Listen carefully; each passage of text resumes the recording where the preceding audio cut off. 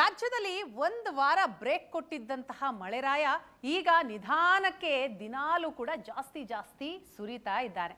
ನೆನ್ನೆ ಯಾವ ಜಿಲ್ಲೆಯಲ್ಲಿ ಮಳೆ ಕಮ್ಮಿ ಆಗುತ್ತೆ, ಯೆಲ್ಲೋ ಅಲರ್ಟ್ ಅಂತ ಇತ್ತೋ, ಆದರೆ ಅಲ್ಲೆಲ್ಲ ಜಾಸ್ತಿ ಮಳೆಯಾಗಿದೆ.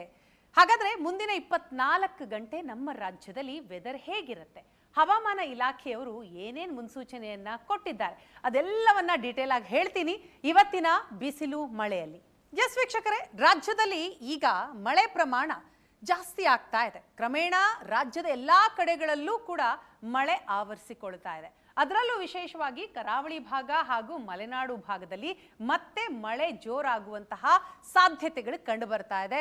ಹಾಗಾಗಿ ಹವಾಮಾನ ಇಲಾಖೆಯವರು ಆ ಜಿಲ್ಲೆಗಳಿಗೆ ಆರೆಂಜ್ ಅಲರ್ಟ್ ಅಂತ ಹೇಳ್ತಾ ಇದ್ದಾರೆ.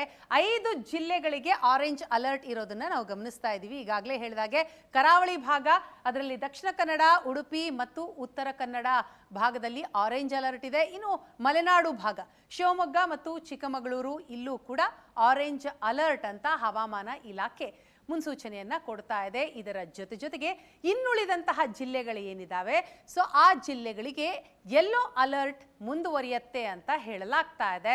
ಸೊ ಹಾಗಾಗಿ ಈ ಭಾಗದ ಜನ, ವಿಶೇಷವಾಗಿ ಕರಾವಳಿ ಭಾಗದ ಜನ ಮತ್ತು ಮಲೆನಾಡಿನ ಜನ, ಮಳೆ ಬರುತ್ತೆ, ಜಾಸ್ತಿ ಮಳೆ ಆಗುವಂತಹ ಸಾಧ್ಯತೆನೇ ಇದೆ. ಹಾಗಾಗಿ ಪ್ರಿಪೇರ್ ಆಗಿರಿ. ಮಳೆ ಬರುವಂತಹ ಹಿನ್ನೆಲೆಯಲ್ಲಿ ಯಾವ ರೀತಿ ಸಿದ್ಧತೆಯನ್ನ ಮಾಡ್ಕೊಳ್ಬೇಕು ಅನ್ನೋ ಒಂದು ಎಚ್ಚರಿಕೆಯನ್ನ, ಮುನ್ಸೂಚನೆಯನ್ನ ಹವಾಮಾನ ತಜ್ಞರು ಕೊಡ್ತಾ ಇದ್ದಾರೆ. ಎಸ್, ಮುಂದಿನ 24 ಗಂಟೆಯಲ್ಲಿ ನಮ್ಮ ರಾಜ್ಯದ ವೆದರ್ ಹೇಗಿರುತ್ತೆ ಅನ್ನೋದರ ಡೀಟೇಲ್ಸ್ ಅನ್ನ ನೀವು ನೋಡಿದ್ರಿ. ಆದರೆ ಸ್ವಲ್ಪ ನೆನ್ನೆ ಏನಾಗಿತ್ತು ಅನ್ನೋದನ್ನ ನಿಮಗೆ ಹೇಳ್ಬಿಡ್ತೀನಿ. ನೆನ್ನೆ ರಾಜ್ಯದಲ್ಲಿ ವಿಚಿತ್ರ ರೀತಿಯಲ್ಲಿ ವೆದರ್ ಇತ್ತು, ಅಂದ್ರೆ ಮಳೆಯಾಗಿದೆ ಅಂತ ಅರ್ಥ. ಹವಾಮಾನ ಇಲಾಖೆ ಎಲ್ಲೆಲ್ಲಿ ಯೆಲ್ಲೋ ಅಲರ್ಟ್ ಅಂತ ಕೊಟ್ಟಿತ್ತೋ ಅಲ್ಲೆಲ್ಲವೂ ಕೂಡ ಭಾರೀ ಪ್ರಮಾಣದಲ್ಲಿ ಮಳೆಯಾಗಿದೆ. ನೀವು ದೃಶ್ಯದಲ್ಲಿ ನೋಡ್ತಾ ಇದ್ದೀರಿ, ಅಂದ್ರೆ ಗ್ರಾಫಿಕ್ಸ್ನಲ್ಲಿ ನೀವು ಅದನ್ನ ಗಮನಿಸಬಹುದು. ಕರ್ನಾಟಕ ಮ್ಯಾಪ್ ಇದೆ, ಮ್ಯಾಪ್ನಲ್ಲಿ ಎಲ್ಲೆಲ್ಲಿ ಅತಿಯಾಗಿ ಮಳೆ ಆಯಿತು ನಿನ್ನೆ ಅನ್ನೋದನ್ನ ನೀವು ಗಮನಿಸ್ಬೋದು.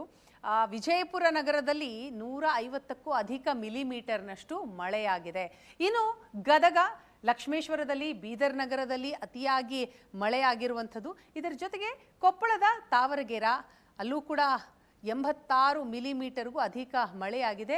ಇನ್ನು ಬಾಗಲಕೋಟೆಯ ಹುನಗುಂದದಲ್ಲೂ ಕೂಡ 72 ಮಿಲಿಮೀಟರ್ನಷ್ಟು ಮಳೆಯಾಗಿದೆ. ಅಷ್ಟೇ ಅಲ್ಲ, ಚಿತ್ರದುರ್ಗದ ಹಿರಿಯೂರಿನಲ್ಲೂ ಕೂಡ ಅತಿಯಾಗಿ ನಿನ್ನೆ ಮಳೆ ಸುರಿದಿದೆ.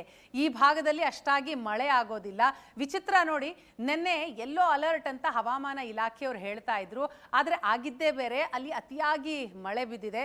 ವಿಜಯಪುರದಲ್ಲಿಯೇ ಅತಿ ಜಾಸ್ತಿ ಮಳೆ ಆಗಿರುವಂಥದ್ದು ನಾವು ಗಮನಿಸ್ತಾ ಇದ್ದೀವಿ. 150 ಮಿಲಿಮೀಟರ್ ಮಳೆ ಅಂತಂದ್ರೆ, ಇಷ್ಟು ಮಳೆಗೆ ಅಲ್ಲಿ ಅಷ್ಟೊಂದು ಸಿದ್ಧತೆಗಳು ಆಗಿರೋದಿಲ್ಲ. ಇಷ್ಟು ಮಳೆ ಬಿದ್ದಿರೋದನ್ನ ನೋಡಿ ಆ ಭಾಗದ ಜನ ಒಂದು ರೀತಿ ಅಲ್ಲೋಲ ಕಲ್ಲೋಲ, ಅಂದ್ರೆ ಜನಜೀವನವೇ ಅಸ್ತವ್ಯಸ್ತ ಆದಂತಹ ಒಂದು ಸನ್ನಿವೇಶ ಅಲ್ಲಿ ನಿರ್ಮಾಣ ಆಗಿದೆ. ಎಸ್, ನೋಡಿದ್ರಲ್ಲ ಯಾವ ಪ್ರದೇಶದಲ್ಲಿ ಅತಿಯಾಗಿ ಮಳೆ ಆಗಿತ್ತು, ಇನ್ನು ಯಾವ ಪ್ರದೇಶದಲ್ಲಿ ಅತಿಯಾಗಿ ಮಳೆ ಆಗುವಂತಹ ಚಾನ್ಸಸ್ ಇದೆ ಅಂತ. ಎಸ್, ನೋಡಿದ್ರಲ್ಲ, ಕೆಲವು ನಿಮಿಷದಲ್ಲಿ ನಮ್ಮ ರಾಜ್ಯದ ವೆದರ್ ಹೇಗಿರುತ್ತೆ ಅನ್ನೋದರ ಕಂಪ್ಲೀಟ್ ಡೀಟೇಲ್ಸ್ ಅನ್ನ ನಿಮ್ಮ ಮುಂದೆ ಇಟ್ಟಿದ್ದೀನಿ.